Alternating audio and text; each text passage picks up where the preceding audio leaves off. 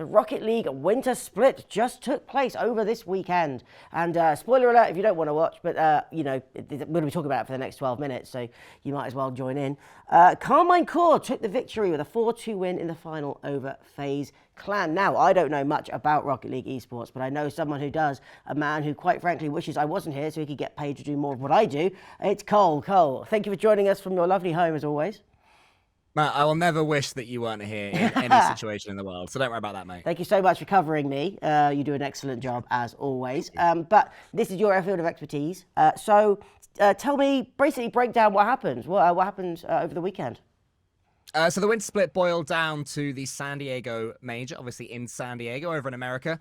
And the two favourites going into it were the teams that you mentioned just now, Matt. It was FaZe Clan from North America and Carmine Corp from Europe. They were just the overwhelming, I'd say, the best teams, and they made the finals, which is pretty rare in esports because normally there's some shock or some upset or something happens. It did seem that there was going to be an upset in Group A because the teams were split into 4 groups at the start. In Group A, FaZe Clan actually started with a loss against G1, but then they won pretty much every other. In fact, they did win every other match all the way up to the finals when finally they played Carmine Corp, and it was 4-2 to the Europeans. So this so you said Group A and FaZe Clan. These were the two best teams. How did the final play out then? It must have been a pretty amazing spectacle. Yeah, it was excellent. Carmine Corp ended up winning 3 games in a row after going 2-1 down. They took their tactical timeout, which basically in a best of 7, if you're struggling or if the momentum is with the other team, you can just take a minute. You can, each team has one of them. And it's amazing how powerful these tactical timeouts are. The amount of times a team is being absolutely battered, takes their timeout, changes their tactics, just breathes, and they come out and destroy the opponents. And that's what happened here. Obviously, in North America, the crowd with FaZe Clan, so Carmine Corp had to dig deep. But they've avenged any demons they have from not winning the full major, and Vatira finally has his Carmine Corp victory. Ah, great. So obviously you say that we're in America and FaZe were the overwhelming home favourite, so almost an away victory, which is sometimes quite a tricky thing to do. So what exactly happened in the final in terms of, why were Carmine the best team? Because you said that these two were the best team. Why were they so far back? And why did Carmine end up taking the victory? I mean, Carmine Corp's main weapon is the player that I just mentioned, Vatira. He has reached, I think it's 18 championship Sundays in a row across online events and majors. He just always ends up in at least that top 4, and he's done it since he burst onto the scene last year for Queso. He has that star power, but that's taking nothing away from Itachi and Exotic. Itachi is such a good player at breaking down opponents and stopping them getting into their flow, and FaZe Clan, especially traditionally, are a flow team. They're a team that have the massivest of highs and lowest of lows if they're struggling. Having a player like Itachi for Carmine Corp just stop them ever getting into their real wave of momentum that they want to play with. And yeah, once Carmine Corp get going, they're going to win against anyone in the world, as we saw. And even if they're struggling, they've got the star power of Exotic and in particular Vatira to get a goal from nowhere. And on the day, theirs is more powerful than FaZe's. And so, obviously, we're still in the final. What about in terms of other teams? Did we see any other major surprises coming through? I know Team Liquid, who your friend and colleague Stumpy was very much a fan of, looking to get there, lost out to Carmine in the semis. But what about other teams maybe who went out earlier who were surprising or anything like that?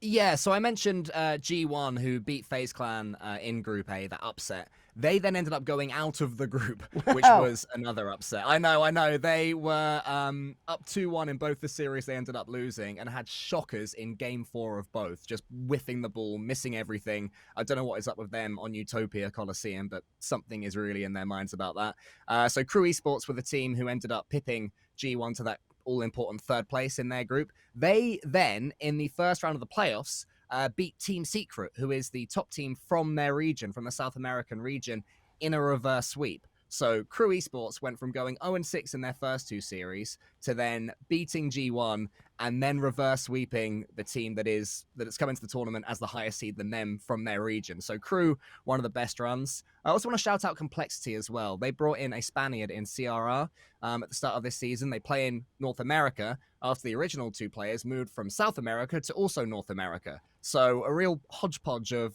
nations there in a different region in North America. And they made it to the semifinals where they lost in Game 7 to FaZe Clan. So a really good performance from them and one of the teams that I want to shout out.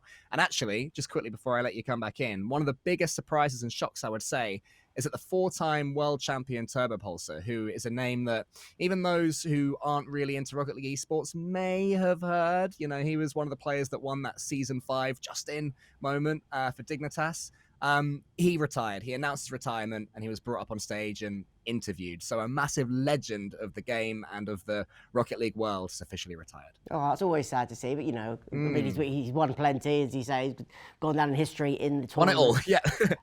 just a little bit. But in terms of what you talked about Tira, and what about MVPs for the both for the final and generally throughout the tournament? Who are either the standout players or the surprise standout players as well? Ones you were like, oh wow, we've not heard of them before. You're going to get sick of me saying it, Matt, but Vatira, he was the overwhelming MVP, the best performer overall for any of these teams. Also, shout out Mist for FaZe Clan. So with FaZe Clan, there's a player called First Killer that he's the Vatira of FaZe Clan. He's the one they look for to break a deadlock or anything like that. But Mist, especially defensively, he was a defensive MVP, and he's always been known at making saves where you just assume the ball's about to explode in the goal, and then suddenly it's down the other end because he's made some sort of crazy pinch save air dribble. He was on top form in that regard. Without him, I think that grand final and probably the semi-finals would have been a lot more difficult to traverse for FaZe Clan. Wow, okay. And so one of the other things, apparently there were a load of big announcements about Rocket League coming up and things. Can you tell me a little bit about what they've sort of told us, basically? Yeah, of course I can. So first off, in the start of day 2, it was announced that Psyonix are going to be introducing some bubble tournaments, which is something that people just outside that top tier have been craving for ages. And that's going to be $70,000 for North America and $70,000 for Europe. And it's going to be pro players from those regions against amateur players from those regions, and then broadcast on community Twitch streams. So it's absolutely huge for the community. It really helps the people that are in that pocket of good enough to go pro, but maybe they're still working, maybe they're still at school or at university and trying to make that decision. That's why it's so important to really help those players come through, and that's what this is going to do. It was also announced where the spring major was going to be. That's going to be in Boston, and I will be there. So the East of America, which way am I? That way. The East of America on your guys' screen right now. It's exciting to go back there because normally we end up in the West. And Worlds, the World Championship, will be in Dusseldorf, Germany. So the Worlds are coming back to Europe, which I know excites a lot of people in my own community, the subpar community down there, who just love their Rocket League and are mainly Europe-based. And mainly have to not worry much about their visas, which is always a good thing as well. Yeah, well, you know, Brexit means Brexit, etc., etc. But so yeah, you talked about the spring split. So obviously you said it's in Boston. When is it, and what can we sort of expect in the RLCS until then, kind of thing? So there's nothing going on for the next couple of weeks or so, but on the 29th, the spring split begins. So it starts with online tournaments that are all regional. So Europeans play Europeans, Americans play Americans, South Americans play South Americans, etc. And then the teams that make it to the major will be the ones that make it to Boston. But that's a long way away for now. So the date to put in your diaries up to this point is 29th of April. That's when APAC will begin. And then I think the 30th North America begins. And then the week after that is going to be Europe coming back because there's a sort of staggering system there. Yeah, I think the final of the spring split's in like July or something. It's quite a long way away. Yeah, exactly. Yeah, suddenly 3 months have gone past when you're trying to include all these regions across 3 different events each. Which is what we want, because obviously we had an excellent tournament, and you know, generally, always speaking, it always a great laugh, and always seems to be really good atmospheres and some really good esports play. Well, Cole, thank you so much for explaining that to an idiot like me, who has no idea, and to an audience who are probably interested in that. Give yourself a quick plug before you go. Oh, yeah, cool.